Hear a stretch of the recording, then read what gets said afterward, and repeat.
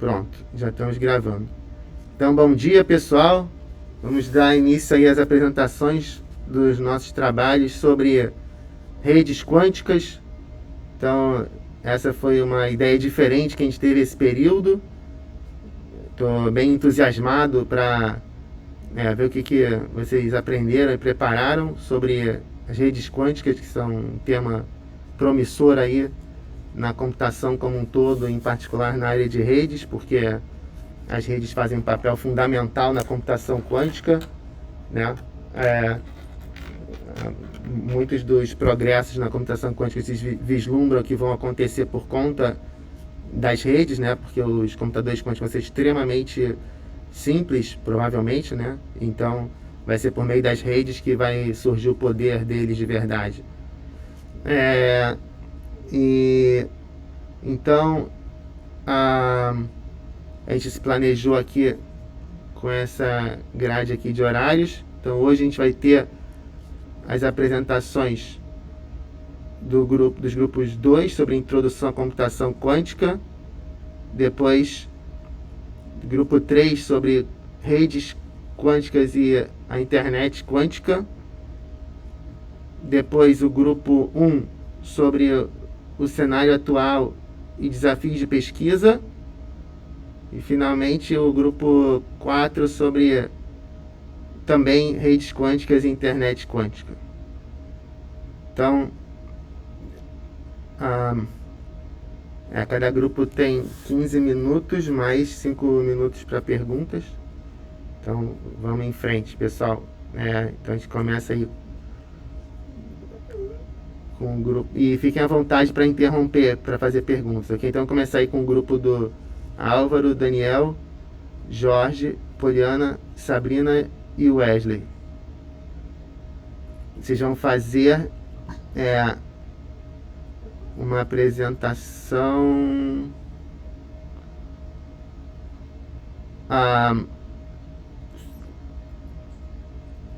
online com vídeo pré-gravado, né? Professor, bom dia. Bom dia. Não, online live que vocês botaram. Isso. Tá ótimo. Maravilha. Estou apresentando, queria só confirmar se está dando para ver os slides. Tá sim. Ok. Pode começar, né? Pode. Bom dia, gente. Hoje a gente vai falar sobre a introdução à computação quântica.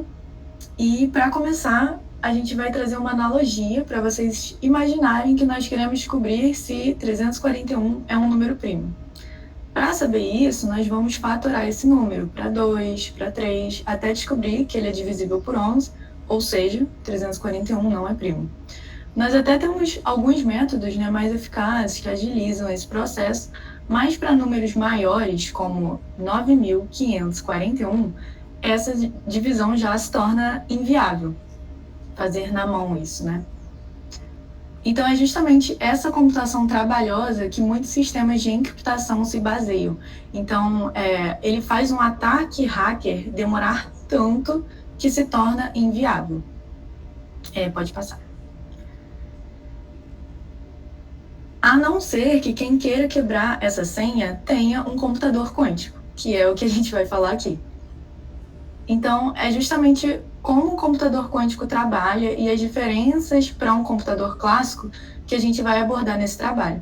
Mas primeiro eu queria ressaltar que nem todos os tipos de cálculos são acelerados por um computador quântico.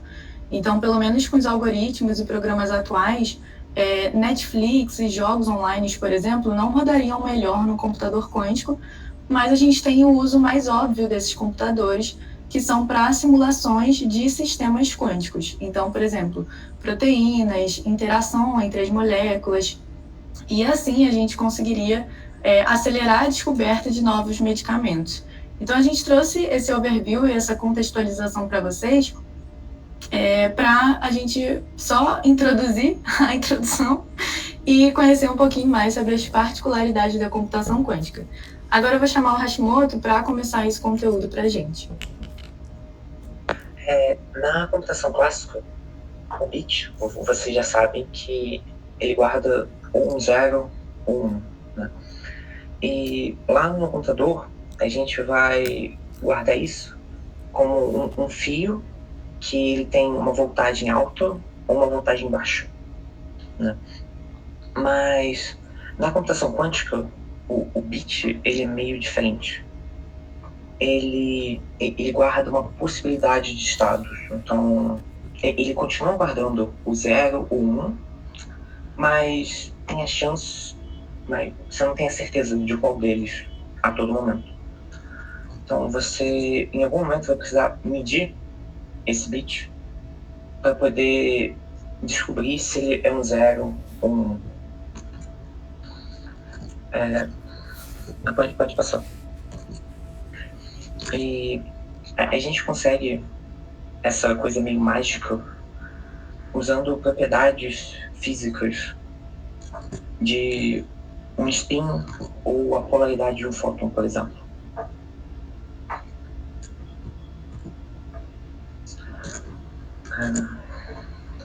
Quando a gente tem vários qubits juntos, a medição de um qubit pode afetar o estado dos outros.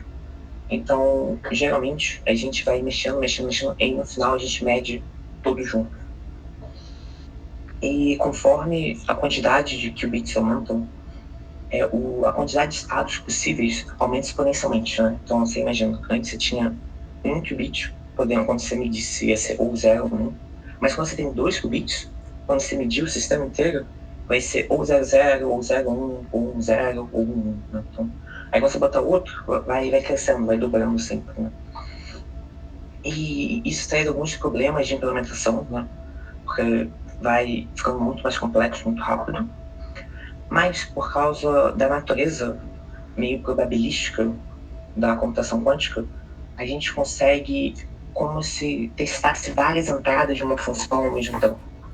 Então, por isso que isso ajudaria a fazer o teste de primalidade, por exemplo.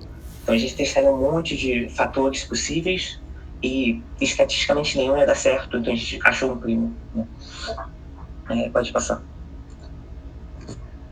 Na computação clássica, a gente monta circuitos. Né? Esses são as portas primitivas. Se você perceber, a maioria delas recebe uma quantidade de entradas e retorna apenas uma saída. E no desenhozinho, ele faz meio uma setinha. Nas portas quânticas, a quantidade de entradas é a mesma de saídas. E ela tem e ela é modelada por uma matriz com algumas propriedades que não vale a pena dar para agora porque é a introdução. Pode passar. E do mesmo jeito que a gente vai juntando as portas, vão formando circuitos mais complexos, a gente consegue fazer a mesma coisa com circuitos quânticos. Mas tem algumas diferenças. Então, se você reparar no circuito clássico, a gente pode jogar bit fora, a gente pode duplicar, a gente pode pegar uma saída que está lá na frente e voltar para o início, né? Mas nos circuitos quânticos a gente não pode fazer isso. Então, eu vou explicar um pouquinho melhor o circuito quântico. Cada fiozinho é como se fosse uma linha do tempo de um bit. Então, ele começa na esquerda, aí vai andando para a direita, atravessando as portas e fazendo transformações. Esses pontinhos pretos, que antes indicavam uma duplicação de bit, agora representa que ele passa por uma porta, mas ele não é modificado. Aí, no finalzinho, vai ter um quadradinho com um medidorzinho. Essa é a operação de medir o bit. Aí ele vai virar um fio duplo, que seria um bit clássico. E agora o Jorge vai falar. Só um instante, antes de passar para o Jorge. Eu não entendi, se ele não é modificado, o que acontece então nesses pontos pretos? Sim, então, por exemplo, você pode olhar esse bit, aí, se for 0 eu faço isso, se for 1 eu faço outra coisa, sabe? Então, por exemplo, o XO, né? Você pode pensar, olha, nesse caso o XO teria 2 entradas, né? Então, ele olha para a primeira entrada. Ah, se for 0, eu vou copiar a segunda entrada. Mas se for 1, eu vou trocar a segunda entrada, sabe? Entendi. Então não é bem que... entendi. Trocar, na verdade, significaria que eu vou escrever uma coisa nova. Porque você falou que não pode alterar. Isso, então, Mas você pode fazer... Lá embaixo tem o 1, né? Aham. Ele tem 2 entradas que ele pode mudar e uma entrada que é o pontinho que ele não pode mudar. Né? Na verdade, eu não tô vendo o 1, eu tô vendo o 1, o 2 e o 4, né? Então, o 1 é um exemplo, né? O 1... Então, não, o. Só o. Ou Ah, o 2. tá. Ah, sim, exatamente. Sim. Então, nesse exemplo que você falou do U, por exemplo... Então, eu não sei especificamente o que o U faz, mas ele vai olhar o J2, o S0 e o S1. O J2 vai sair como ele entrou, e o S0 e o S1 vão sair modificados. Possivelmente modificados, né? Entendi. Então, você basicamente funciona na base dos condicionais e de eventuais cópias ou cópias modificadas, né? Mas nunca... entendi. Então, calma aí, só ver se eu entendi rapidão. Então, por exemplo, aquele quadradinho que tem um S ali, ele tem uma bolinha em cima, né? Uhum. Esse desenho todo é como se fosse uma transformação só, que está recebendo o J0 e o J1. Só que aí, tipo assim, o J0 ele é uma entrada, mas ele é só uma entrada, tipo, read-only, né? Tipo, ele não vai modificar o valor do J0. Isso. Entendi. Não, beleza. Então pode continuar, né? Então, o Rafa falou de alguns dos problemas que surgem quando a gente vai adicionando quantum bits, né, no sistema. E esses problemas eles vão surgir bastante em relação a essa propriedade chamada entrelaçamento. Entrelaçamento ele tem uma definição que parece a primeiro ver simples. Você teria dois sistemas que estão conectados de tal forma que não importa a distância, eu consigo extrair informação de um a partir do outro. Mas isso causa certa confusão, porque não é tão simples quanto parece. Pode passar? Se você ver, esse exemplo é um exemplo de um físico chamado John Stuart Bell, e ele explica bem a diferença da simples correlação para o entrelaçamento quântico que a gente está falando. Você imagina que existe um professor, e esse professor, ele só tem meias azuis ou rosas, e ele nunca usa duas meias iguais nos pés. Então, ou ele vai estar com uma meia azul ou uma rosa, ele sempre vai estar com uma meia azul e uma meia rosa. Então, dois alunos curiosos querem saber se isso é sempre verdade até quando eles estão fora das aulas.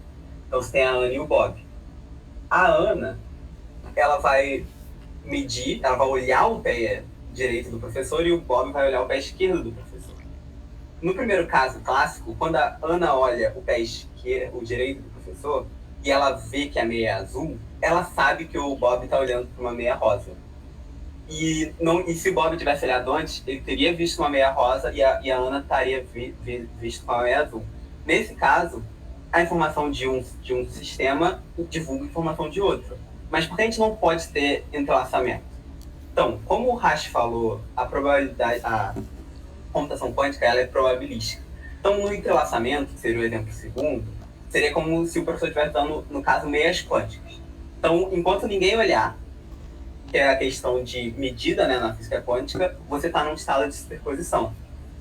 Quando ou a Ana ou o Bob fazerem uma medição, eles olharem a meia, um estado vai ficar trancado.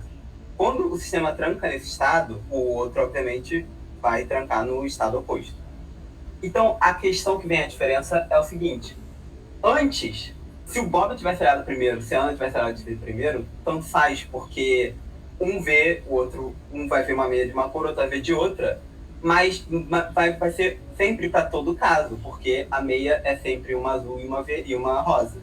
No entrelaçamento, como existe essa probabilidade, e a gente pode dizer que é, sei lá, 50%, quando um olha, ele pode ver uma meia azul ou uma meia rosa, a gente não sabe, e aí vai trancar o outro na meia da cor oposta.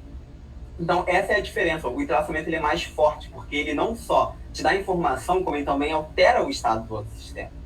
E aí isso tem várias aplicações na questão da computação. Pode passar?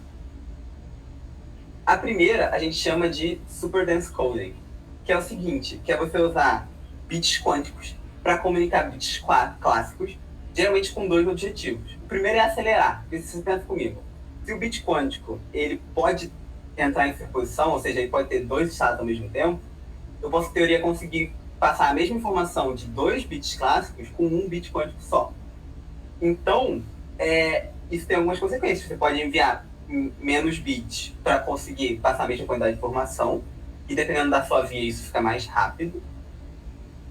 Você também pode fazer conversões, pensando aqui em redes, de larguras de banda de alta frequência para larguras de banda de baixa frequência.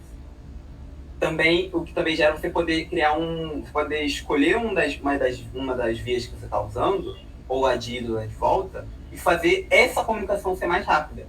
Que também é vantagem, porque às vezes você tem um sistema que é mais importante que A fale com B do que B fale com A. Então, essa é uma das principais aplicações. A outra aplicação, tão importante quanto, é como a Sabrina falou, da criptografia. Porque a física quântica, ou a computação quântica, encaixa muito bem com a criptografia. Porque você não muda como você transmite a informação. A informação pode até ser transmitida por um canal clássico, mas você vai ter a chave como se fosse um fóton, ou um qubit, e você vai usar a propriedade do entrelaçamento. O fato de que existe uma relação forte entre o estado desses de 2 bits, 2 qubits, para você ter a chave. Porque um dos lados gera o qubit, o outro lado tem como medir o estado desse qubit, de certa forma, mas como na física quântica,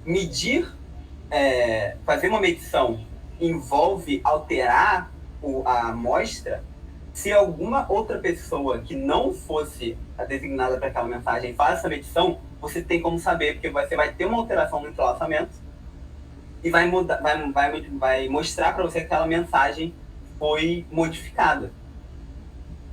Eu acho que agora, saindo mais para a questão de computadores, o Wesley tem mais para falar sobre isso. Show de bola, gente. Primeiramente, bom dia. E eu queria falar um pouco mais sobre quais conceitos que são mais importantes para a gente entender como esses conceitos se aplicam nos computadores quânticos, né? E como a gente vai discutir eles a partir de agora. E aí o primeiro ponto que eu queria tocar é na temperatura, né? Que para manter a coerência quântica, a gente precisa diminuir a temperatura ao máximo, próximo do zero absoluto. O que dificulta demais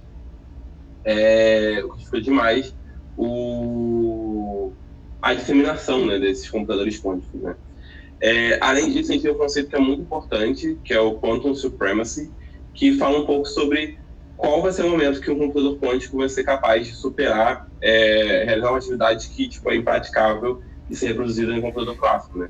E aí, falando um pouco mais sobre isso, a ideia de que, por exemplo, um computador vai resolver uma coisa em horas, o computador quântico, né, vai resolver uma coisa em horas que demora, não sei, sei lá, mais de anos para ser solucionado em um computador clássico. E aí, a gente tem um problema muito sério, porque hoje em dia os computadores quânticos só são focados em problemas específicos, entendeu? Como custa muito alto, a gente tem que gastar muita energia para modelar e tudo mais, para programar para problemas específicos que são mais caros, entendeu? Acho que esse que é o nosso maior problema. A gente pode passar. E aí, falando um pouco sobre os computadores de atualidade, né? A gente tem o Osprey, da IBM, que tem 433 qubits, e basicamente é a maior contagem de qubits de qualquer processador da IBM. De qualquer processador, da história de tudo, entendeu? Basicamente, segundo eles. E aí, né, falando um pouco mais sobre isso, em 2019 a Google lançou o Google Sycamore, e a gente entra naquela discussão que estava falando agora um pouco sobre a supremacia quântica, né? Que é o seguinte, segundo o Sycamore e a Google, né, eles publicaram na Nature um artigo falando sobre que eles tinham alcançado a supremacia quântica dos 53 qubits, sabe? Resolvendo um problema que demoraria, não sei, 8 anos em apenas algumas horas, entendeu?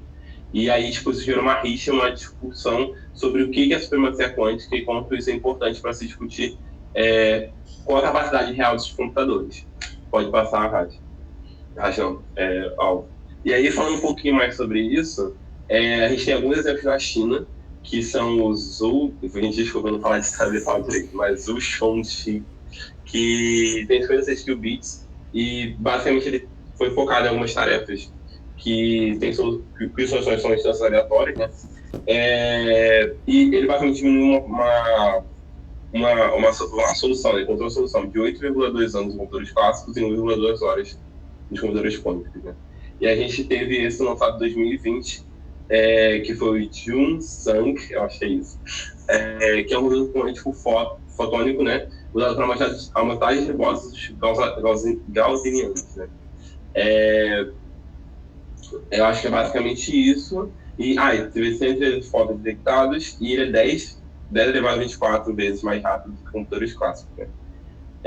Pode passar. E aí, né, falando um pouquinho mais sobre os usos dessa tecnologia, basicamente a gente tem alguns exemplos, e aí eu peguei aqui o nome, mas eu acabei esquecendo aqui agora, é a Qiskit. A IBM tem um tipo, eles falam que é Quantum Computing in a Nutshell, que é basicamente um sistema externo que você pode acionar para poder realizar cálculos quânticos. Então você manda pela internet para ele, esses processos retornam resposta. E aí, tipo, algumas empresas se aproveitam disso, como a Amgen, a Boeing e a Goldman Sachs, usando para diversas... Exatamente, é um de brigadas, eu vou esquecer o nome do simulador. É basicamente isso. E é isso, mas assim, pelo que eu entendi, não é um simulador realmente, porque ele vai para um computador quântico e calcula. Isso é muito interessante. Pode passar. E aí, eu acho que é isso. Pode. Agora pode falar um pouco mais sobre como se reage com a gente. Oi, gente, bom dia. Estão me escutando? Esqueci, né? Tô dando a vozinha. Eu vou falar um pouquinho sobre redes quânticas, pode passar. Como os meus amigos já falaram, amigos do grupo já falaram, um dos maiores benefícios da computação quântica e da rede quântica, sem sombra de dúvidas, é a segurança, né? A mecânica quântica, ela traz a vantagem de quase ser impossível hackear as informações que passam pela rede.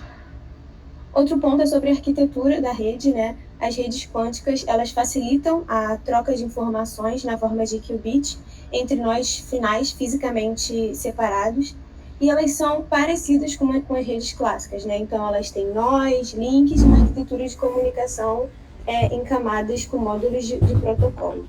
Como a gente, o artigo até fala, eu pesquisei também, existem duas abordagens principais para a gente construir as redes quânticas. Na primeira delas, as redes, elas basicamente encaminham as informações quânticas de forma direta. Entretanto, essas informações precisam ser protegidas contra ruído. A segunda abordagem é um pouco mais vantajosa.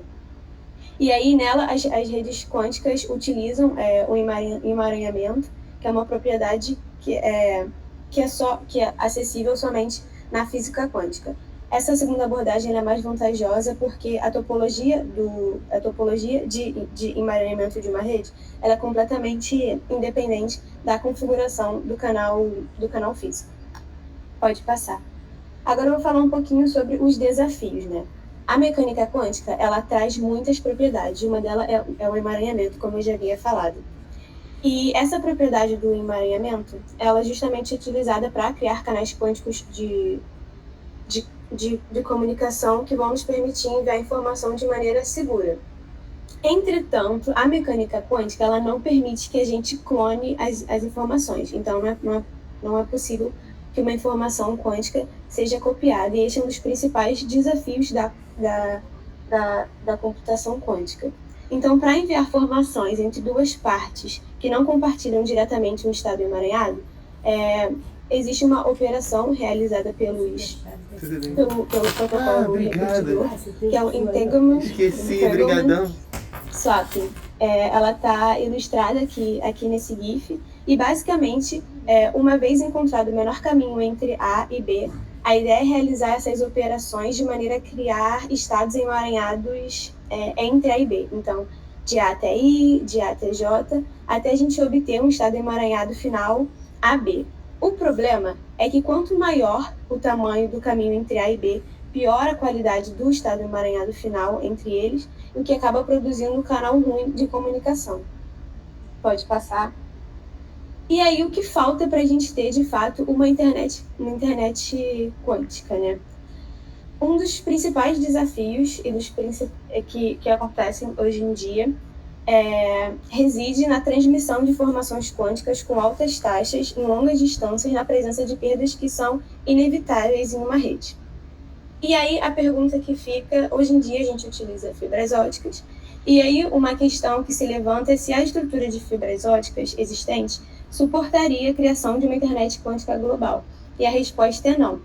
Isso acontece porque os fótons emaranhados não conseguem viajar muito longe. A distância máxima que eles conseguem percorrer é aproximadamente 100 quilômetros, e eles acabam, mais que isso, eles acabam sendo absorvidos pela fibra. Então, o fóton não chega no seu destino, a gente não tem um estado emaranhado conectado às duas partes distantes, e, consequentemente, a gente não tem um canal seguro de comunicação.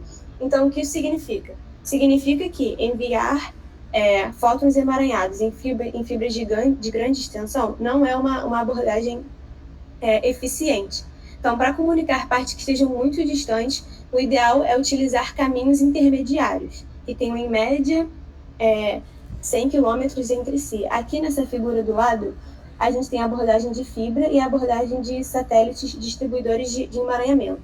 Então, se a gente imaginar que a gente quer enviar uma mensagem entre duas partes que estejam lados muito distantes, como a gente pode ver aqui na abordagem de fibra, a gente tem um caminho muito maior utilizando um caminho único, né? Um caminho muito maior, eu digo, de nós intermediários. Quando a gente utiliza a abordagem de satélites distribuidores de emaranhamento, a gente pode perceber que, em questão de número de nós entre o início e o fim, a abordagem de satélite apresenta um número de nós menor. Então, ele é menor. Lembrando sempre que um caminho muito grande vai implicar em um número de entanglement cycle muito grande, o que vai induzir um ruído que a gente não quer no nosso estado emaranhado final. Então, usar fibra óticas para a criação de uma internet quântica global não parece ser a melhor forma, é a forma mais apropriada de fazer isso. E aí tem outros estudos que demonstram que justamente o uso desses satélites distribuidores de emaranhamento trazem uma possibilidade de escalabilidade melhor dessa tecnologia, que é justamente o que a gente quer, né? E aí, pode passar. E é isso, gente. Muito obrigada pela atenção. Ok. Acho que foi uma boa introdução. Dúvidas, pessoal? Então, em particular, o pessoal do grupo 3, Diogo, acho que foi o Diogo que fez alguma pergunta, Ronald, Lucas, Thierry. Oi, vocês têm algum comentário, alguma dúvida, alguma observação? A gente tem sim, acho que é mais em relação à parte do Jorge. Eu vi que esse lance da criptografia quântica é permitido por um tal de teorema de não clonagem. Isso. Queria saber um pouco mais isso aí, se você puder falar. Então, a Poliana até citou, mas a questão é o seguinte, de novo, a chave, né, se baseia no fato que eu pego um fóton e eu tenho um outro fóton entrelaçado com ele, ou emaranhado. E esse entrelaçamento é único, ou seja, só o outro fóton meio que consegue ter informação sobre o estado desse meu fóton, entendeu? Se eu pudesse clonar o emaranhamento, eu poderia ter, tipo, um terceiro fóton meu, eu sou o agente hostil, né? E aí eu posso fazer as minhas medições sem causar a estranheza que causaria de alguém que não sabe o estado de emaranhamento, entendeu? E aí, como isso garante, o emaranhamento garante a questão de ser par, tipo, eu tenho um, você tem um, não tem como outra pessoa ter um terceiro que também dá acesso a ela a mensagem. Faz muito sentido. Eu tinha lido que se alguém escuta o estado quântico, ele já altera o estado quântico, como quem diz. Você recebe a informação e estraga ela, né? Então... É o princípio da incerteza lá, que você não sabe onde está, mas quando você olha, você fecha num estado. E isso faz muito sentido. Por consequência, você fecha todo mundo no estado, porque eles estão ligados. E aí, meio que todo mundo sabe, opa, alguma coisa errada. Show de bola, maneiro. Acho que o Daniel tem um comentário.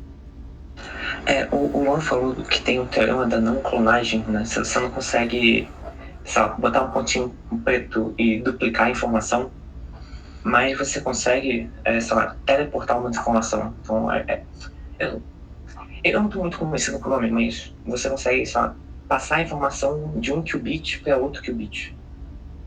Então, eu imagino que isso seja o que permite, sei lá, fazer os repetidores. Né? Isso é o entrelaçamento, né? Não, isso é um negócio chamado Quantum Teleportation. Seria tipo, eu e o Luan tem uma chave, mas aí a gente meio que vai pegar a chave do Luan e passar pro rastro, entendeu? Mas ainda continua naquela questão de só mantém par, né? Não entra uma terceira pessoa, no caso. Entendi. É uma pergunta que está em aberto aqui, que não está tão claro, mas acho que talvez, se ninguém tiver uma resposta imediata, a gente possa deixar para a próxima. É a diferença entre o entanglement e o teleportation. Qual a diferença? Como assim a diferença? Eles são sinônimos? Não, entanglement seria a propriedade. Entanglement é tipo, existe uma correlação muito forte entre esses dois qubits. O teleportation seria um processo de meio que de usar o entanglement. Ah, entendi. Tá certo. Ok, isso faz bastante sentido, né? Beleza. Então é mais uma questão de terminologia do que de conceito em si. Pelo que eu estou entendendo, o uso. Do mesmo jeito que a computação superdensa e a criptografia quântica são métodos que usam o entanglement, o teleportation é você trocar informação, que nesse caso seria fótons, átomos, elétrons, entre duas partes. Entendeu? Entendi. Tá certo. Eu li um pouco sobre isso. No caso do teleportation, você tem um entanglement, você tem dois qubits que estão com entanglement entre eles, e aí você tem um terceiro bit, e esse terceiro bit você quer teleportar. E aí você usa o entanglement entre os dois primeiros qubits para teleportar o terceiro bit de uma parte para outra, entendeu? Ah, tá, entendi. Então não é simplesmente... Entendi. Realmente é isso que vocês falaram, que é fazer o uso do entanglement para fins de comunicação, mas envolve esse elemento extra, que é o terceiro qubit. Isso, exatamente. Ok. Beleza. Assim, você meio que tem que, você tem que medir os bits que estão entrelaçados, né, para poder fazer isso. Sim, exatamente. Você gasta o entanglement para conseguir fazer esse teleporte. Entendi.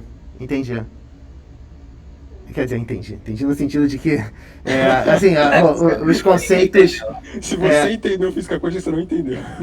Assim, quer dizer, pelo menos está fluindo um pouco melhor do que o que a gente tinha comentado antes.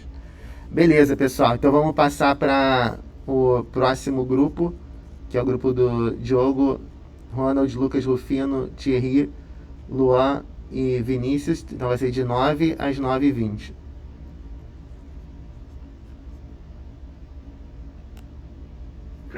Bom dia, pessoal. Bom dia.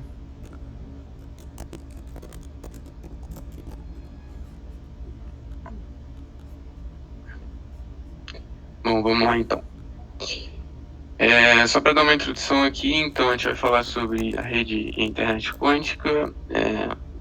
Assim como nas redes tradicionais, o propósito dessas redes quânticas é realizar a comunicação de forma eficaz entre as partes.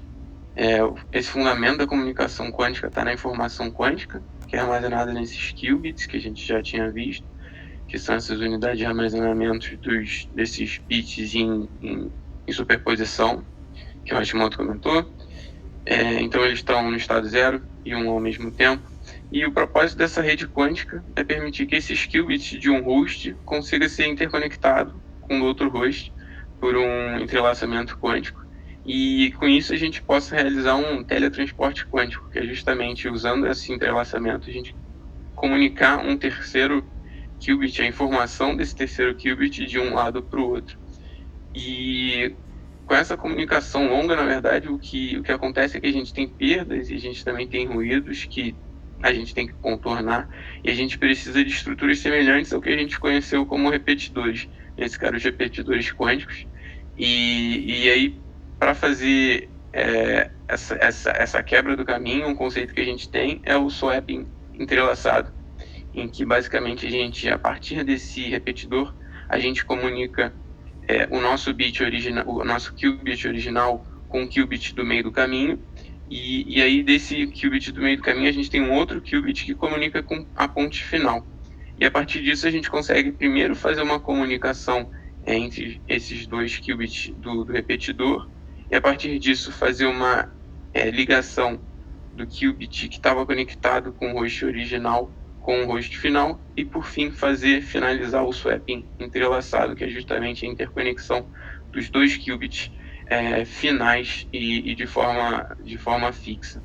Então, assim, a gente cria esse entanglement entre os dois, e isso cria uma coisa chamada Virtual Quantum Links, que é muito importante, que a gente vai ver em seguida, que formam a rede quântica. Vai lá, falando um pouquinho sobre como funciona o teletransporte quântico, ele é basicamente a maneira como a gente transporta qubits, que são unidades de informação em um computador quântico, de um lugar para outro, em uma rede. Como vocês podem ver já na imagem, já tem um meio que spoilerzinho que a gente ainda vai precisar do meio físico para fazer isso. A gente não pode fazer isso só com o entrelaçamento quântico, mas então a gente tem como principal objetivo que a Alice e Bob, né, os nossos tradicionais personagens, transmitam um qubit pro Bob, né? Deixa eu passar mais pouco. Então, o primeiro passo é a construção de entrelaçamento quântico entre os dois. Isso significa que eles vão gerar 2 qubits, né, que vão estar em um estado de Bell. E a Alice vai receber o primeiro qubit, né, nesse estado de Bell, o Bob o segundo. A gente vai chamar os dois de beta 0 e beta 1. E... bem, né? Exatamente. Nesse momento, o Bob vai ter 1 qubit e a Alice, como vocês podem ver, tem 2 qubits. O que ela quer enviar para o Bob e aquele que está interessado com o qubit que o Bob possui. A Alice, então, ela vai fazer uma medição dos 2 qubits que estão na sua posse. Ela, nessa função, vai obter 2 bits, né? Aqui a gente está chamando de RB, os bits clássicos. Pode passar? Ela então vai usar um meio físico para transmitir esses 2 bits para o Bob. É bom notar que a Alice, tendo 2 bits, ela tem uma sequência de bits, né? Então ela tem 4 combinações possíveis para A e B. Então é A igual a 0, B igual a 0, A igual a 1, B igual a 0, A igual a 0, B igual a 1, A igual a 1, B igual a 1. Né? Deixa eu passar. Dependendo dessas 4 possíveis combinações para A e B, o Bob vai realizar uma operação sobre o seu bit beta 1. De maneira que são 4 possíveis operadores, sendo um deles, inclusive, o operador de identidade, de maneira que o resultado da operação vai ser o qubit original que a Alice desejava transferir para o Bob. Certo, eu vou falar rapidinho sobre essa ideia de entanglement swapping. A intuição por trás disso é o que já foi comentado antes. Basicamente, é como se eu tivesse qubits que estão emaranhados, né, entre, vamos supor, a Alice e a Carla. E eu também tenho 2 qubits que estão emaranhados entre a Carla e o Bob. E no final eu quero, de alguma forma, fazer com que o qubit que estava com a Alice fique emaranhado com o qubit que está com o Bob. Então, basicamente, isso serve para a gente conseguir entrelaçar qubits que estão muito longe numa rede, por exemplo. Passa aí rapidinho. Tem um diagrama aí que eu peguei rapidamente só para ilustrar essa ideia. Então, a ideia é basicamente o seguinte. Vamos supor que a Alice tem 2 qubits e eles estão emaranhados naquela ideia do estado de Bell. O estado de Bell é basicamente o seguinte: ou os 2 qubits são 0 ou os 2 qubits são 1. Então ela tem o azul e o laranja. E o Bob ele tem 2 qubits também, que é o roxo e o amarelo. Tá? E aí o que acontece? A gente vai ter esse roxo intermediário aí que é a Carla. E ela vai receber um qubit de cada um. E aí o que vai acontecer? Ela vai meio que medir esses 2 qubits, aí tem esses 2 quadradinhos aí de medição, e vai enviar de volta pro Bob. Meio que o Bob, com essa informação, ele consegue fazer uma operação no amarelo, de forma que no final o amarelo e o azul vão ficar emaranhados. Passa aí. Então, Eu vou falar um pouquinho sobre a infraestrutura da rede que a gente tem. Então, em relação à mídia de transmissão, na internet clássica, a gente tem que a informação é transmitida sobre uma rede de dispositivos usando sinais elétricos ou ópticos, enquanto na internet quântica os dados são transmitidos usando estados quânticos, né, de partículas como fótons ou átomos. Pode passar? A internet quântica, ela requer o uso de canais quânticos para transmitir a informação quântica. A quantidade de quântico que eu vou falar aqui não é brincadeira, né? Esses canais podem ser implementados usando fibras ópticas, free space links ou satellite links. Vou passar. Na internet quântica, os nós são dispositivos capazes de gerar, manipular e detectar estados quânticos. Alguns exemplos de dispositivos são fontes de fóton único, memórias quânticas e repetidores quânticos. Para operar e controlar dispositivos da internet quântica, o software especializado e algoritmos são necessários. Eles ainda estão em desenvolvimento, visto que a infraestrutura clássica de software existente não é adaptada para a computação quântica. Enquanto a internet clássica já estabeleceu bem seus padrões e protocolos que foram desenvolvidos ao longo de muitos anos, a internet quântica ainda está na sua infância, e muito trabalho será necessário para estabelecer esses padrões e protocolos que permitirão diferentes dispositivos e redes trabalharem juntos. Correção de erro quântica é um método usado para proteger informação quântica de erros que podem ocorrer durante transmissão, armazenamento ou processamento. O objetivo da correção de erro quântica é detectar e corrigir erros sem perturbar o estado quântico do sistema. Um dos desafios-chave da correção de erro quântica é que sistemas quânticos são muito sensíveis ao seu ambiente e pequenas perturbações podem causar erros. Além disso, por conta do No Cloning Theorem, que diz que não é possível fazer uma cópia exata de um estado quântico desconhecido, faz com que seja difícil detectar erros em um sistema quântico. Um repetidor quântico é um dispositivo usado para estender a distância pela qual a informação quântica pode ser transmitida. Na internet clássica, eles são usados para amplificar e gerar novos sinais, mas na internet quântica, devido ao No Cloning Theorem, é impossível simplesmente aplicar um estado quântico, ao invés disso, amplificar. Repetidores quânticos usam entrelaçamento quântico para executar essa função. Uma abordagem para construir um repetidor quântico é usar um array de memórias quânticas, que são dispositivos que armazenam e leem estados quânticos, mas eu não vou entrar muito no detalhe. E para fechar, o switch quântico é um dispositivo que pode direcionar o fluxo de informação quântica entre diferentes canais ou nós em uma rede. Esses dispositivos são análogos da rede tradicional, mas direcionam estados quânticos e não bits clássicos. Para selecionar o fluxo de informação quântica, um switch quântico deve ser capaz de manipular o estado quântico do sistema, que pode ser feito por meio de portas quânticas. E um lembrete final é que o desenvolvimento dos repetidores e switches quânticos, assim como boa parte da tecnologia da internet quântica, está nos estágios iniciais, com diferentes designs e implementações ainda sendo propostos. E que todos esses pontos mencionados mostram que o desenvolvimento da internet quântica é um campo muito interdisciplinar, envolvendo física quântica, ciência da computação, engenharia e telecomunicação. A internet quântica muito provavelmente dependerá do desenvolvimento de novas tecnologias e a integração de tecnologias existentes desses campos para criar uma infraestrutura funcional e eficiente para a internet quântica.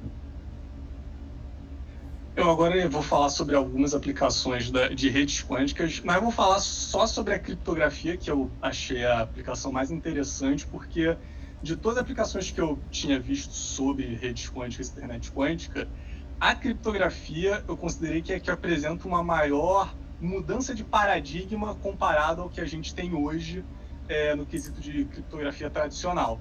Porque hoje o que a gente tem é funções matemáticas super complexas para encontrar números primos de forma que demore muito tempo. Mas na criptografia quântica, ela usa propriedades específicas da física quântica para a gente conseguir garantir uma segurança muito maior na comunicação entre pares. E essa propriedade, eu acho que é maneiro a gente comentar sobre ela, porque foi essa propriedade que deu origem ao estudo da física quântica, que é esse experimento que a gente tem na imagem aí, que originalmente os físicos inocentemente foram medir um elétron, na real acho que era um fóton ou um elétron, nessas duas barras, e eles viram que se comportava como uma onda. Aí eles falaram, meu Deus, que loucura! Aí eles foram medir de fato. Aí na imagenzinha da direita, vocês veem o medidor, que eles colocaram para conseguir ver por qual das duas frestas o elétron estava de fato passando, porque na primeira imagem da esquerda ele está se comportando como uma onda. Aí eles foram medir e eles viram que quando eles passavam a medir, observar por qual das frestas um elétron passava, ele parava de se comportar como uma onda, ele passava a se comportar como uma partícula. E esse fenômeno deixou eles levemente embasbacados e levou eles a descobrir todos os outros conceitos de física quântica que a gente está vendo hoje. Inclusive, isso que a gente está vendo é um exemplo da superposição, que o pessoal já falou sobre os qubits. O elétron estava num estado de superposição, na imagem da esquerda, logo a galera não sabia qual a posição exata do elétron, ele estava se comportando como uma onda. A partir do momento que observaram ele, o elétron, aí você pode usar como analogia o qubit, ele colapsou. Então, da mesma forma que o elétron, a gente não sabia se ele estava na frecha da esquerda ou da direita, o qubit a gente não sabe se ele está num estado de 0 ou 1. Quando eu passo a observar o elétron, eu sei se ele está na esquerda ou direita, é a mesma coisa eu passar a observar o qubit. Ele passou a ser 0 ou passou a ser 1, e eu perdi todas as outras possibilidades que aquela, vou chamar de partícula, possuía. E aí, um resultado muito interessante disso é essa formuleta aí da direita, que ela é o quê? É a enunciação do princípio da incerteza do Heisenberg, que já comentaram na última apresentação também. Que ele diz o quê? Eu tenho um grau de incerteza, que é o meu delta, em relação à posição ou ao movimento, na real. A posição e ao momento da minha partícula. Isso quer dizer o quê? Quanto mais eu sei sobre a posição de uma partícula, menos eu vou saber sobre o momento dela. E quanto mais eu sei sobre o momento, menos eu sei sobre a posição. Isso quer dizer o quê? O ganho de informação sobre uma partícula específica vai aumentar o quanto ela está colapsando. Ganhar informação de um lado faz eu perder do outro. E aí, isso gera um resultado interessante na criptografia quântica. Passa aí para mim, gente. Porque, como o Ronald já tinha falado, o entrelaçamento quântico é fundamental no transporte de informações de um lado a outro na rede quântica. Então, aí, nesse caso, a Alice e o Bob, eles estão entrelaçados. Então, eu tenho um bel pair dos dois, e eles vão usar esse bel pair para conseguir transmitir qubits entre um e outro. Só que, imagina que alguém queira ouvir essa comunicação. Passei de novo. Quando eu tenho a introdução de um observador, se esse observador começar a escutar a comunicação deles, isso vai gerar um distúrbio no entrelaçamento, ou seja, o qubit deles, o bel pair deles vai colapsar e eles vão, ao ver a colapsagem do bel pair, eles vão conseguir inferir, não, beleza, tem alguém observando. Só que um ponto interessante é que, sobe 2 slides para mim, Vini, lá no primeiro. Aqui, como você, na formulinha da incerteza do Heisenberg, o que ele diz? Quanto mais informação eu ganho de um lado, mais eu perco do outro. Então, é só um adendo interessante que não é impossível eu conseguir uma terceira parte, obter informação na criptografia quântica. É possível, só que quanto mais informação ele vai obtendo, maior a chance daquele bel pair ir colapsando, no ponto que hoje o maior desafio da criptografia quântica é conseguir determinar o máximo de informação que uma terceira parte consegue obter até o ponto de colapsagem da informação. Aí desce mais 2. Não, sobe mais 1. Isso. Então, hoje não é que seja completamente impossível obter qualquer informação acerca de comunicação na criptografia quântica. Eu consigo. Só que, se eu conseguir informação suficiente para entender o que está sendo conversado entre duas pessoas, aí o sistema colapsa. Esse é o estado atual e essa é a maior mudança de paradigma que a gente tem hoje em relação à internet tradicional. Falando um pouco agora do desenvolvimento de uma internet quântica em relação à internet clássica, a gente vê que a internet quântica ela tem vários componentes, né, como já dito pelo Luan, que são semelhantes à internet clássica. Mas por mais que esses componentes sejam os mesmos, as funcionalidades acabam sendo bem diferentes. Pensando nessas funcionalidades, a Stephanie Weiner propôs 6 estágios de desenvolvimento de uma internet quântica. Pode passar, Vini. Cada um com funcionalidade a mais e com a maior complexidade tecnológica. Como é que ela tem descrito esses 6 estágios, apenas alcançamos 2 primeiros estágios de maneira prática. Pode passar, Vini. O primeiro estágio, ele possui ao menos 2 nós e uma sequência de links entre eles conectados com repetidores clássicos. Pode passar ali. Os repetidores, eles são cruciais para viajar por longas distâncias, como já vimos na explicação do Luan. Nesses estágios, os nós usam o Quantum Key Distribution para trocar chaves de criptografia, mas precisam confiar nos repetidores para eles aprendem a chave secreta ao reenviar o sinal, já que eles são repetidores clássicos. O primeiro estágio, ele já foi adotado em algumas áreas metropolitanas, como na China e no Japão, para aplicações de segurança e também para outros testes. Pela imagem, a gente pode ver que os componentes em laranja, eles são os componentes clássicos, e os componentes em azuis, eles são os componentes quânticos. Pela imagem, a gente vê que os únicos componentes quânticos do primeiro estágio de desenvolvimento da internet quântica são os canais quânticos. Pode passar, Vini. No segundo estágio, ele já é mais avançado e ele utiliza repetidores quânticos em vez de repetidores clássicos no caminho que conecta as duas pontas. O uso desses repetidores quânticos possibilita o uso de mais protocolos e de funcionalidades de comunicação ponta a ponta, sem a necessidade de confiar nos repetidores no meio da conexão. Assim, a conexão fica segura e a gente tem aqueles problemas já mencionados pelo Diogo.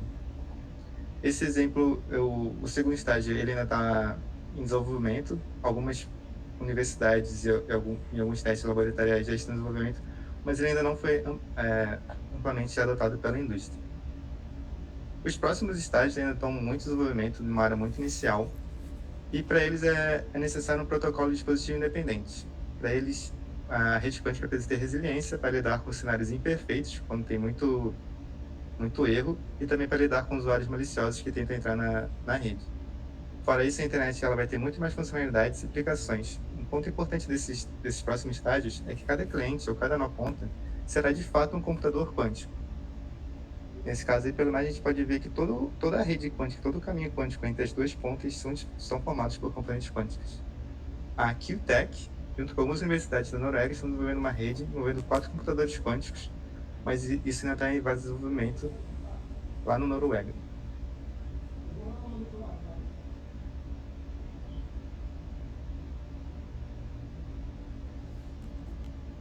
A gente acabou a apresentação, pessoal.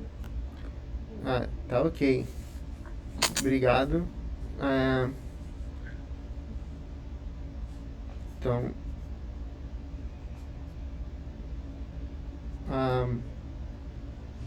pessoal do grupo 4, Enzo, Felipe Pestana, Felipe Rolim, Pedro Melo, João Gabriel, vocês têm algum comentário? Primeiro, parabéns aí pela apresentação, foi muito boa. E eu só fiquei na dúvida com relação à parte do entanglement swap, na parte do diagrama. Você poderia... não é bem uma pergunta, mas eu só realmente não entendi esse fluxo, porque as outras partes, pelo menos para o nosso grupo, como a gente pegou uma área muito parecida, né, a gente vai comentar sobre ela mais depois, então não tem muito questão de dúvida, né, mas essa parte aí não ficou muito clara pra gente. Se pudesse dar uma explicada melhor. Eu posso tentar dar uma passada rapidinho no diagrama. As operações específicas eu não vou saber falar direito, mas qual é a ideia geral? Assim? Aquele diagrama de cima tem um fio azul e um fio laranja, certo? Cada fio desse está representando um qubit. Essas duas portas aí, que tem um H, que eles chamam de Hadamard Gate, e essa bolinha preta com a bolinha com mais, elas duas juntas, elas estão fazendo uma função específica. Elas estão pegando esse qubit azul e laranja e estão botando no estado de Bell. Que é aquilo que eu falei, que ou eles ficam 00 ou eles ficam 1. O de baixo também está fazendo isso. Então, tipo assim, esse primeiro terço do diagrama, só o que está acontecendo, eles estão falando, a Alice tem um par de qubits no estado de Bell e o Bob também tem um par de qubits no estado de Bell. E aí qual é a ideia? Tipo, um desses qubits do par da Alice passa para Carla, aí o laranja está descendo. E um desses qubits do estado do Bob sobe para a Carla. Então a Carla meio que tem um qubit de cada um. E tipo assim, no final, o que eu quero fazer que o qubit azul esteja entrelaçado com o qubit amarelo. E aí, tipo assim, o jeito que isso está sendo feito a Carla vai fazer umas certas operações com laranja e com roxo, vai medir eles e vai dar essa resposta pro Bob.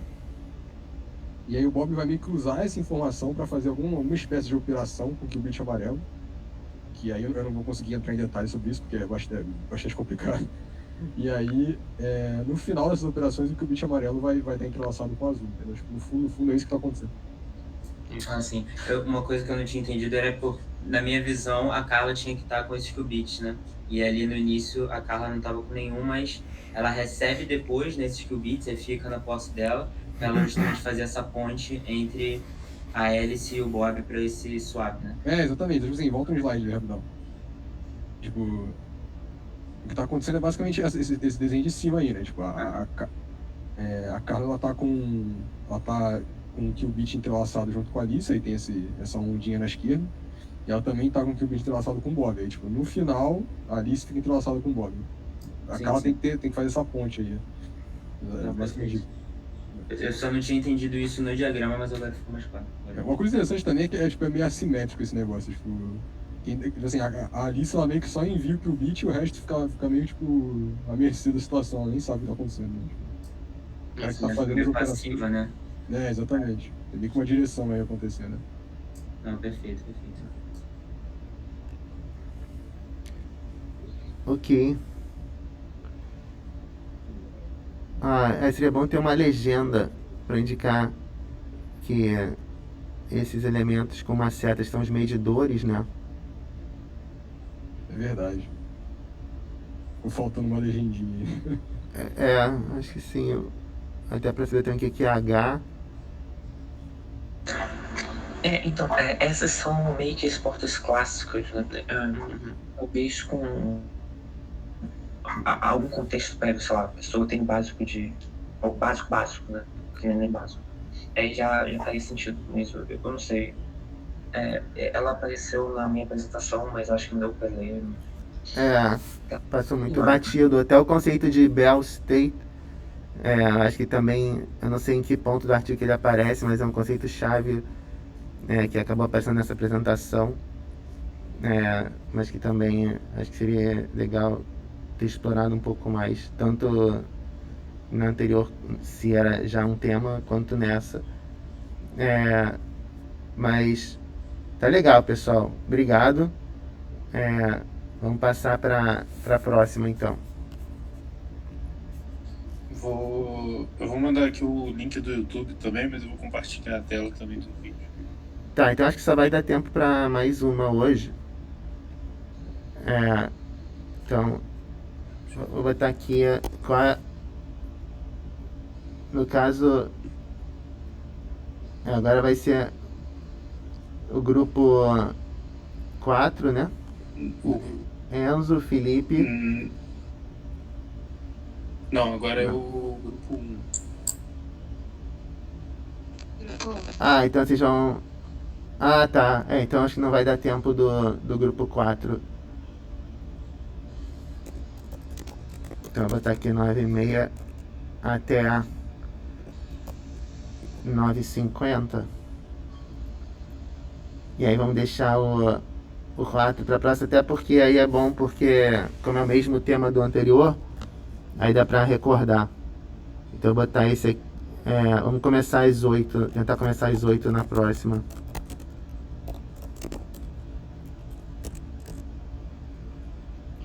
Aí eu vou botar o vídeo na velocidade 1.5, aí se ficar muito rápido, aí vocês me avisam que eu vou diminuir. Tá. Pode dar play? Pode.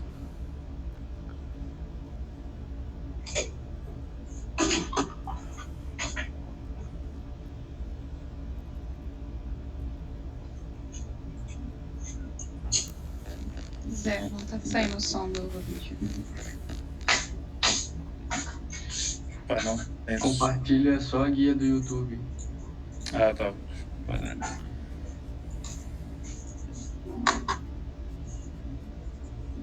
Pior que eu acho que o... Deixa eu ver aqui se vai.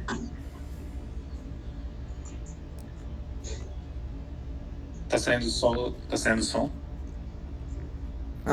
Aqui não tá. Não. Compartilha só o YouTube. Só a janela. Mas eu acho que o meu não dá aqui, que eu tô no Mac. O meu tá só pra compartilhar a tela inteira. Sem dar uma permissão aí. Não, mas tem a aba, não tem não? Aqui no meu aparelho. Uma guia. Tem que estar no Chrome, no caso. Se você estiver usando o navegador, ele já não deixa compartilhar só uma guia. Caralho, minha hora! Eu tô no Safari, eu acho que. Não sei se alguém do grupo aí tá no Chrome.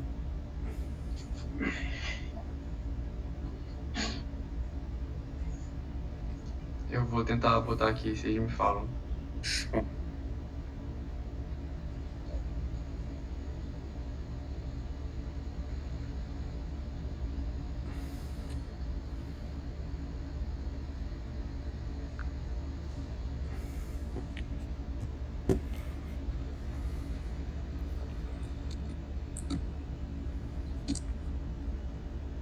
Valeu, Rafael. Então, olá a todos, né? Sejam muito bem-vindos. Estamos aqui hoje, eu, como falo com vocês, sou a Ana Cláudia. Aqui está comigo o José, o Rafa, o Danilo, o Stephanie, o Felipe e o nosso convidado, né, o Marcos, que curiosamente trabalha comigo na IBM, então achei bastante legal trazer ele. Acho que tem muito a acrescentar com a gente nesse assunto.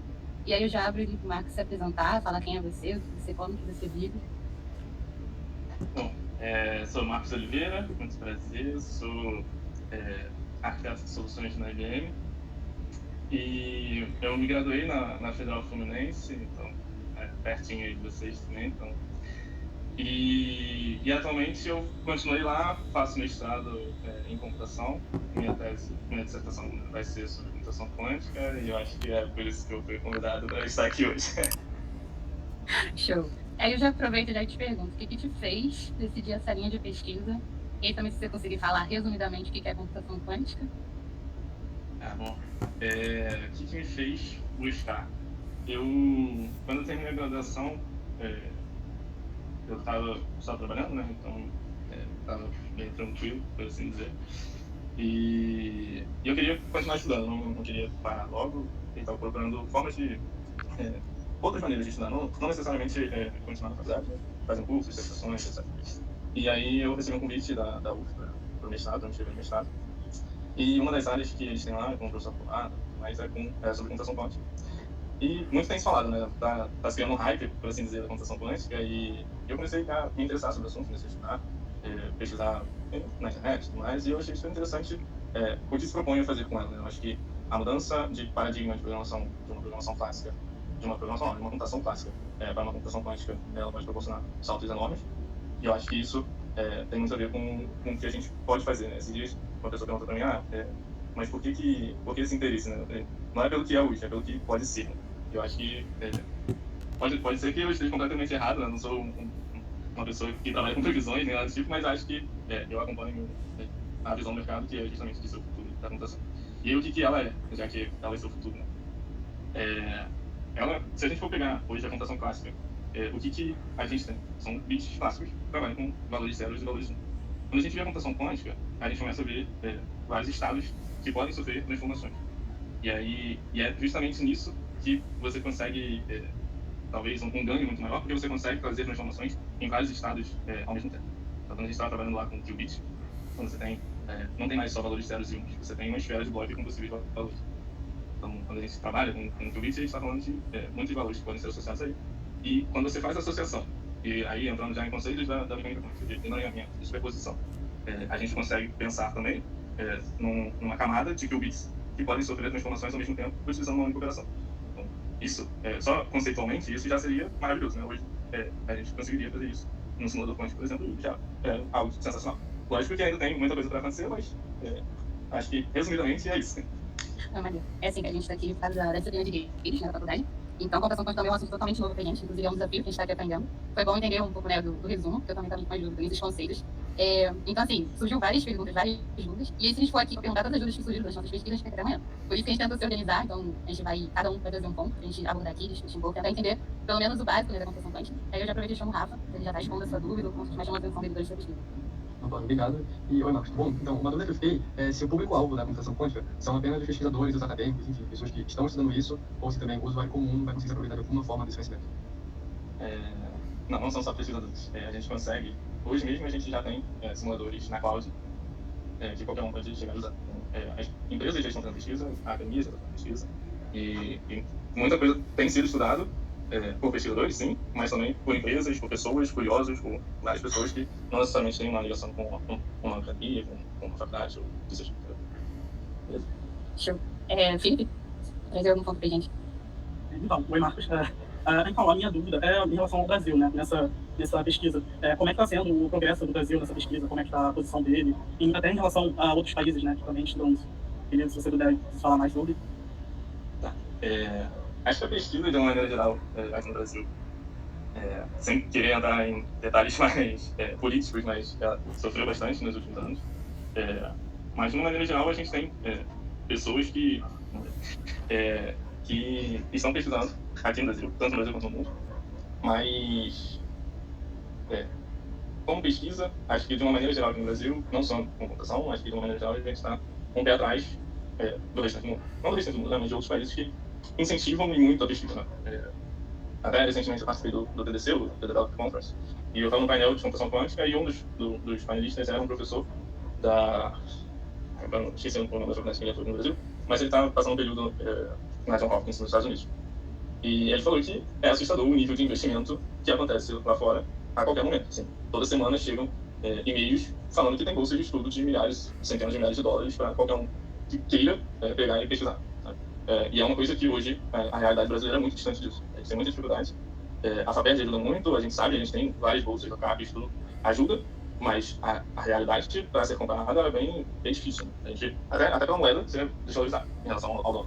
Mas com o que a gente tem, a gente consegue fazer muita pesquisa. Não sei se você conseguir responder bem sobre isso. Não, respondeu sim. Eu queria ter uma noção mesmo de como o Brasil está assim, ajudando na pesquisa, mas deu para entender. Show. Você quer completar mais? Não, é só que talvez tenha sido um olhar mais pessimista, assim, mas sim, de uma maneira geral a gente consegue fazer pesquisa muito bem. Só não com tantos recursos quanto lá fora, mas a gente consegue. De fato, para ver que você for um pouco triste. Aí vai com o direito da realidade muda, né? Então, amiga, aproveitando um pouco dessa parte de acadêmico, eu vou falar por mim, não sei se os demais são um incentivo, mas talvez poderia ter um incentivo durante a graduação. Acho que muitos de nós, mesmo assim, estudando na federal, ciência da computação, eu nunca tinha ouvido, né, essa preocupação de um professor chegar pra gente e falar assim, pô, vamos discutir sobre quanto? Você sabe o que é uma computação quântica? E que, na sua opinião, você acha que, sei lá, poderia ter uma abordagem diferente, ou não necessariamente vir, né, das universidades, das instituições, mas empresas teriam algum tipo de parceria, algum tipo de movimento, né, para fazer isso ser uma coisa até mais claro, né, na nossa vivência. Até em termos de graduação, eu acho que hoje, de uma maneira geral, é muito difícil trazer esse tema para a graduação. Acho que as faculdades, de uma maneira geral, olhando lá fora também, a gente não consegue, não faz esse tipo de abordagem, mas é um movimento que tem crescido. Tem escolas que já estão falando sobre isso, tem faculdades que já estão falando sobre isso, sobre ter um currículo de quantum nos cursos de graduação. E aqui no Brasil a gente tem, assim, não só aqui no Brasil, né? No Brasil e no mundo, a gente ainda está engatinhando muito na tecnologia. Trazer isso para o currículo da graduação é um pouco complicado. Eu entendo, super entendo esse lado, sabe? Mas, aos poucos, a gente consegue fazer isso. E a Unicamp e a USP, por exemplo, já começaram a fazer algo parecido nesse sentido. A própria UF tem uma matéria que é oferecida como optativa, mas ela não é regular. Acredito que na UFRJ também tem um professor, acho que é o Franklin, não é o nome dele. Mas enfim, não vou saber. E tem o Renato Portugal, né, que é um professor do INPA, da NCC, não sei, desculpa, gente, são muitas siglas, mas é um professor também que é super conceituado na área, e eu acho que é isso, acho que formar pessoas ainda é um trabalho a ser desenvolvido, mas aos poucos as pessoas vão começar a tomar consciência de que vai ser necessário, sabe? Mas também parte muito das faculdades terem esse tipo de disciplina sendo oferecida em níveis de pós-graduação, com certeza, mas ao mesmo tempo, as empresas e a pesquisa, de uma maneira geral, no mundo, acho que conforme for avançando, as pessoas vão sentir a necessidade de que é necessário estudar e ensinar a disciplina. Acho que ainda está ali numa linha muito tênue, que não foi ultrapassada totalmente. Acho que a gente ainda está ali, tipo, vamos. Então tem alguns early adopters que são malucos que estão lá estudando, né? Mas acho que, de uma maneira geral, a gente está começando a engatinhar, mas falta um incentivo aí para ter isso. Aí eu vou falar totalmente. A Stephanie também vai falar um pouco da que ela sentiu, né, de dúvida nas pesquisas, nas atividades. Oi, Marcos. Durante as pesquisas, a gente trabalha com um termo chamado Quantum Safe. Você pode explicar pra gente um pouco melhor sobre o significado dele? Tá bom, vamos lá. Quantum Safe. Hoje, quando a gente pensa em criptografia, a gente pensa muito em RSA, nos protocolos, né, mais atuais e inquebráveis, né, por assim dizer, da computação clássica. Mas eles são baseados normalmente em faturação de números primos ou algo correlacionado, né? Só que com a computação quântica, e não quero ser o portador das minhas notícias, não, mas atualmente a gente não consegue. Com a computação quântica a gente consegue quebrar a criptografia de faturação de números primos com algoritmos de Shor. Como assim consegue quebrar? Hoje a gente conseguiria quebrar levando, sei lá, quantos mil anos. Tem uma tabelinha aqui, ó, divulgam por aí, e todo mundo fala que é a tabelinha que é a de facto, né? Mas levam não sei quantos mil anos para um computador clássico quebrar essa criptografia. E o computador quântico conseguiria quebrar em pouquíssimo tempo. Só que isso já é um problema para toda a cadeia de instrumentos que a gente tem hoje, né? Acho que tudo que a gente conhece hoje na internet é baseado na segurança dela, né? Na autenticidade que ela permite colocar pra gente. E aí seria o caos, né?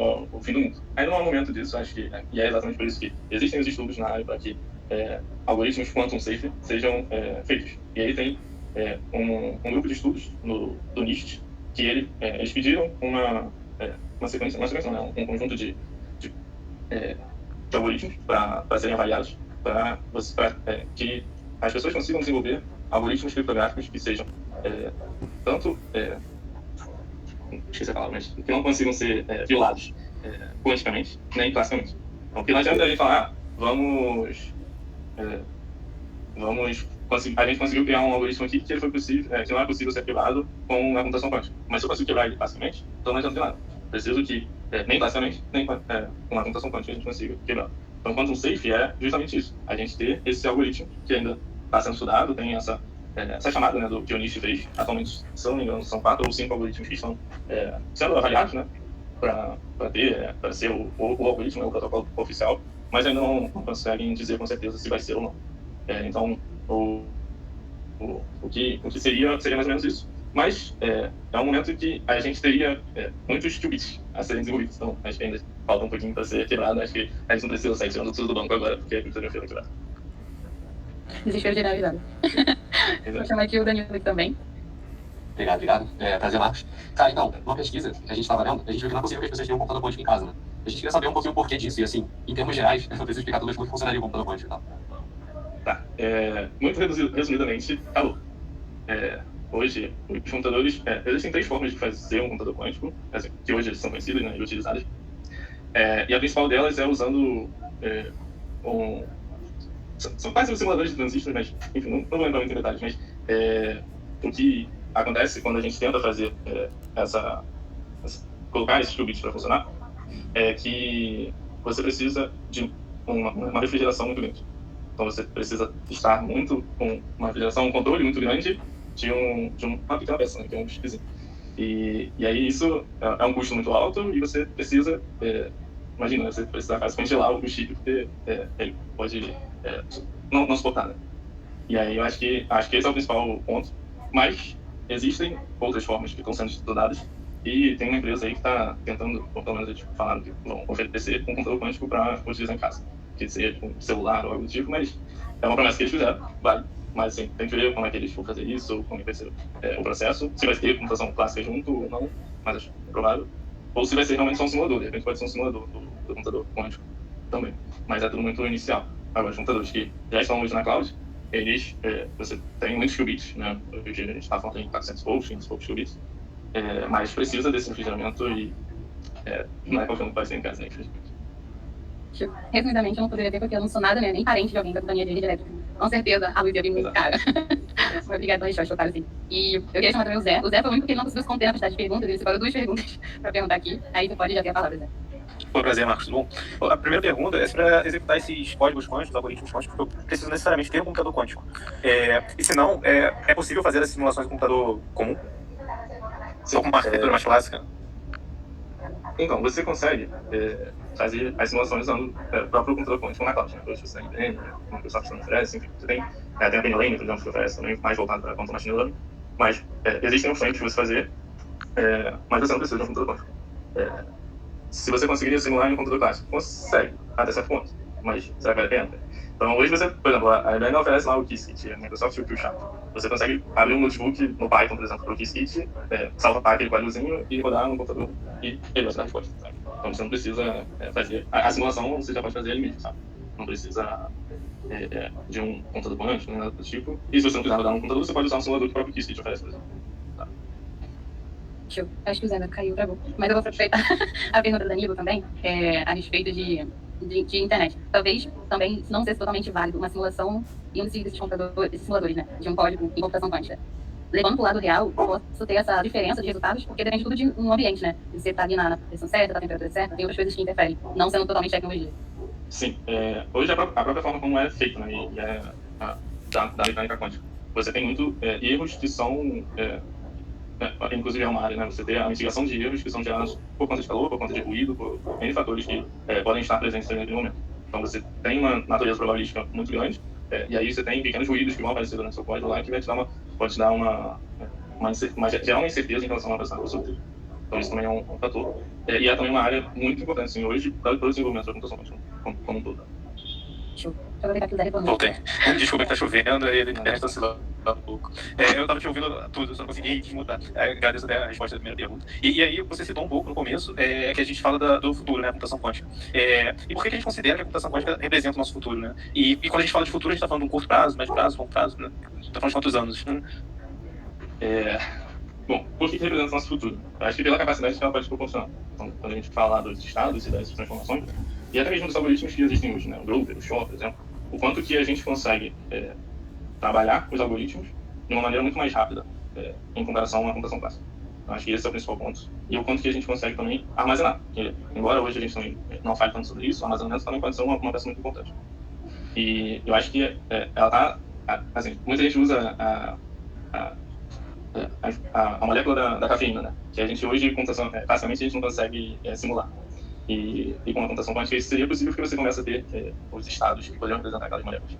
Então acho que você começa a ter um ganho computacional muito grande, que como pela lei de Moore, né, você vai dobrando a quantidade de transistores, mas ela tem um limite físico, né? Acho que hoje a gente trabalha já nano, menos, mas vai chegar um momento que fisicamente você não consegue mais fazer. E aí como que a gente consegue superar essa barreira? A computação quântica pode ser uma das formas a ser feita. Então acho que isso acaba sendo o principal ponto. E aí sobre o futuro, quanto tempo? Cara, não sei, de verdade não sei. Hoje já existem computadores, você consegue rodar, né, cloud e tudo mais. Consegue fazer pesquisa nisso. Quanto tempo que vai começar a ser viável economicamente para as empresas começarem a aplicar nas ferramentas que elas usam? Eu acho que essa é a principal questão. Não sei te dizer, porque tudo depende de como que a tecnologia vai evoluir. Mas hoje você já consegue fazer. Se o melhor cenário você usar hoje para a sua empresa, aí também gera um outro questionamento. Vai depender da sua empresa de querer usar ou não essa tecnologia. Mas eu entendo que essa década ela vai ser extremamente importante para o desenvolvimento da tecnologia e como que a gente usa, como a gente faz, não é nem como a gente usa, como a gente faz computação hoje. E o quanto que isso pode agregar, tanto para a gente quanto para o mundo de uma maneira.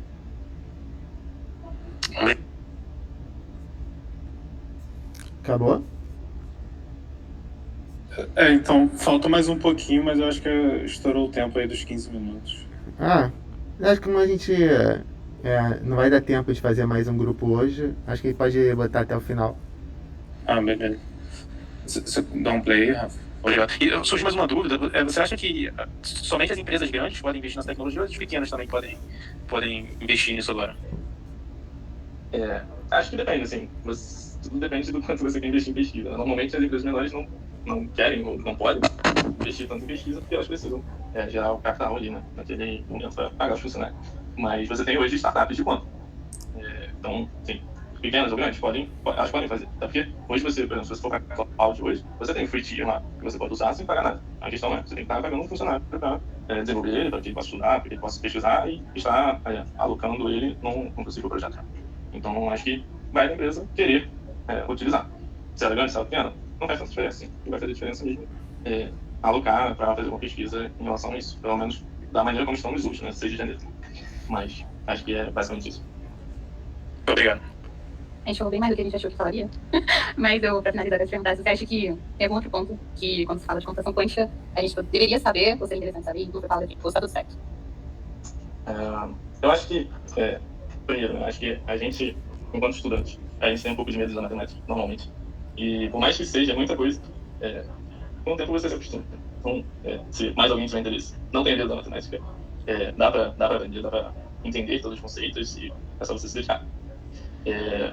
E eu acho que basicamente é isso, sim. Então, falei muito sobre o futuro, sobre possibilidades e tudo mais, mas acho que hoje a gente consegue ter e fazer algo em relação a isso. Então, hoje a pesquisa está aí para isso. Tem a cloud para isso, para a gente poder utilizar os computadores, para a gente poder brincar. Hoje, se você falar no site da IBM, você consegue fazer até circuito, né? Porque normalmente a gente faz uma matéria de circuitos digitais e acabou não fala mais sobre isso.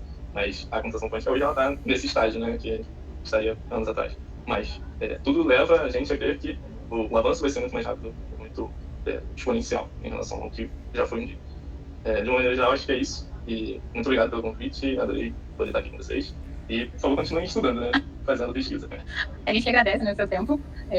E, assim, estudar é uma coisa que a gente tenta mesmo, sabe? Tem ser dado e baixo, a gente está aí na caminhada. Mas, novamente, quero te agradecer pelo tempo, pelo partilhamento, né, do seu conhecimento. Espero que você consiga ter mestrado, ter um doutorado. E aí, né, daqui a alguns anos você volte, sei lá, você também ajudar na construção de um computador quântico. Acho que também o céu é o limite para cada um de nós. Mas também muito obrigada. Valeu. Obrigado, Marcos. Tchau, valeu.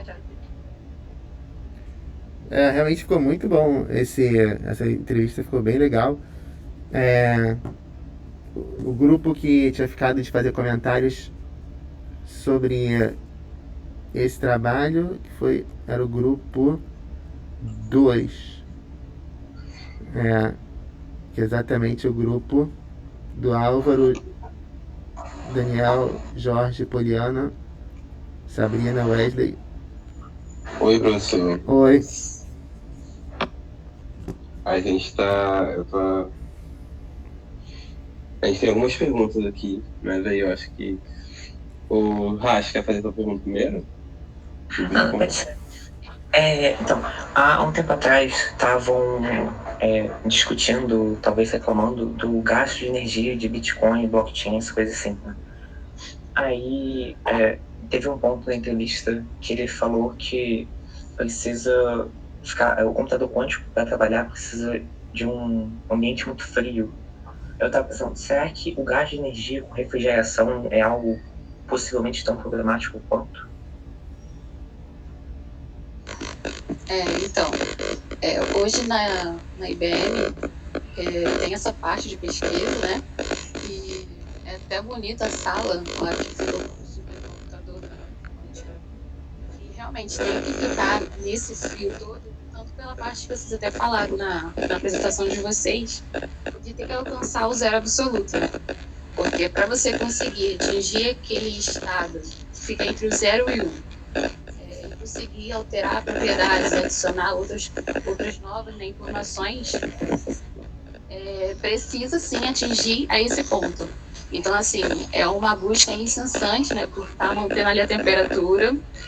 E com certeza eu acho que isso seria uma das coisas que até vou mandar nossas perguntas ali, né, se qualquer empresa poderia investir em quanto e tal.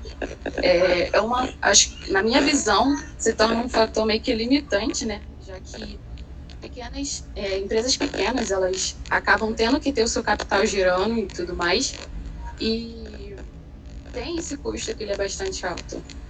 Eu não cheguei a ver a parte, né, que você comentou aí dos blockchains para o próximo investimento em energia, mas na minha visão realmente seria um ponto, né, meio que negativo, e talvez até mais uma linha de pesquisa aí de como viabilizar uma certa economia, para a gente manter realmente esses computadores quânticos.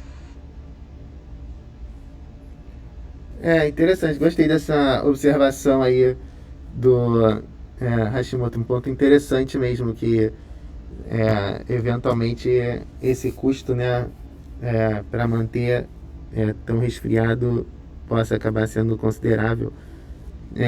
Acho que é um ponto para se colocar na equação. Professor. Oi?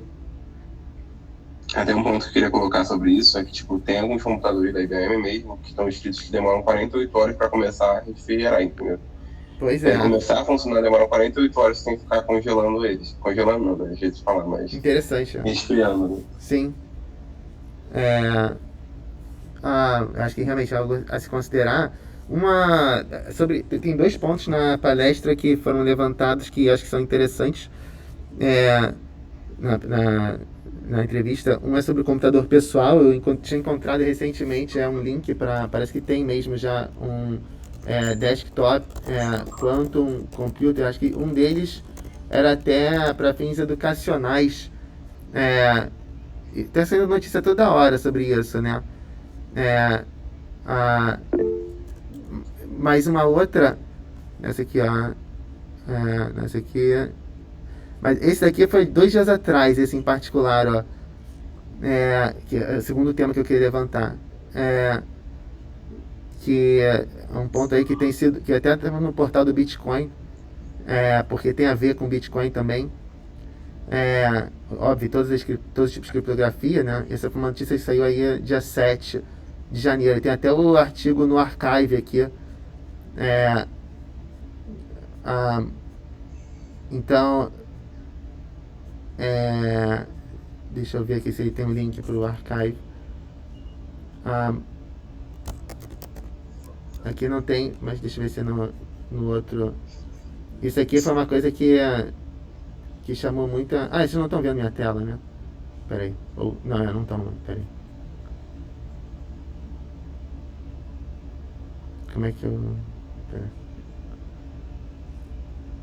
Mas vocês estão vendo minha... Aham. A gente estava vendo a aba da planilha. Pois é, essa aba da planilha. Mas eu queria mostrar isso aqui. Tá vendo? Que essa semana tem uns pesquisadores chineses aí que disseram que conseguiram quebrar a criptografia. Na verdade, isso aqui eles botaram especificamente nesse portal aí de criptomoedas, mas tem a ver com o RSA como um todo.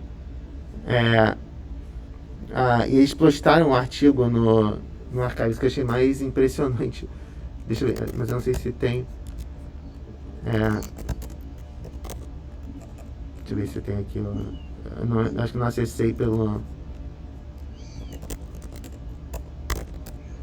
Break. Aqui, tem muitas referências aí. Acho que esse aqui tem o link aqui. Esse é o artigo Preparing for Quantum Computing. Esse não é o do Archive, não. Aqui. Esse aqui é o... Eu acho que eles postaram no Archive, que é um... vocês sabem, muitos de vocês devem ter visto o Archive, né? Eles postaram dia 23 de dezembro. Então, eles, nesse artigo, argumentam que conseguem quebrar o RSA usando o computador quântico disponível. E aí tá tendo muito burburinho aí na internet se de fato eles já conseguiram ou não. Mas, e aí tem o artigo completo aqui, com todas as derivações, etc. É uma mistura de quantum com clássico, na verdade, o trabalho, né?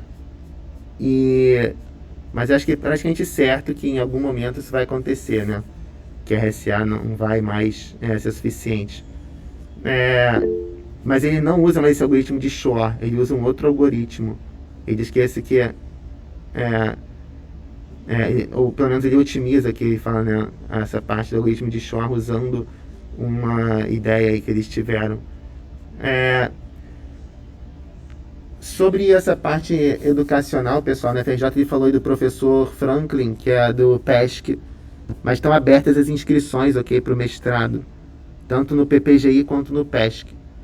E eu sei de colegas aqui da FRJ, por exemplo, um amigo meu que é o Daniel Raton, que já co-orientou com esse professor Franklin, e o meu orientador de doutorado, que é o Dom Tosi, como eu falei para vocês, ele tem se interessado muito em computação quântica, não era a área dele, mas ele também sempre co-orienta, agora já até está orientando sozinho, mas ele está co-orientando com colegas dessa área. Então acho que esse é um possível caminho para quem tiver interesse. Eu até fiquei curioso para saber quem é o orientador do Marcos. Pergunta ele e aviso, pode deixar. Ok. Mas realmente eu quero saber as referências aqui. São esses professores que ele comentou, que são Fábio Porto, Portugal, né? Ele falou também Portugal, e o Franklin.